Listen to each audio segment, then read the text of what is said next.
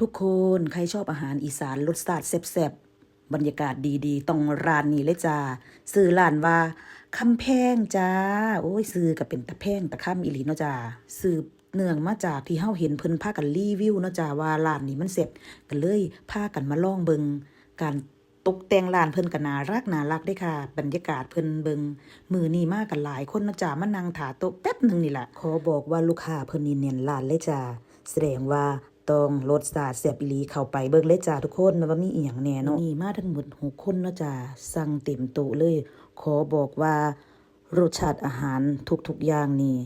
ยกนิ้วให้เลยค่ะ10 เต็ม 10จ้าทุกคนร้านนี้เพิ่นมีเมนูอาหารอีสานทุกอย่างเลยเด้อจ้าถ้วยแรกของเฮาคือแกงเปรอะรสชาติกลมกล่อมปลาร้าบ่มีกลิ่นแห้งจ้าแต่ว่าแซ่บอีหลีถ้วยที่2ถ้วยนี้ย่ายมากที่สุดเลยคือตำสั่วเส้นเล็กกุ้งสดรสชาตินัวปลาร้าของทุกอย่างสดสะอาดแซ่บ10 เต็ม 10จานนี้คือไข่ทอดไข่มดแดงกรอบแซ่บอีหลีค่ะจานถัดมาคือหมูทอดผักเคี่ยงแล้วก็ปลาสับให้พร้อมบุ้ยอันนี้คือยำม่าเนาะจ้าหมูยอแล้วก็มีหมูสับเด็ดสะเดามากเลย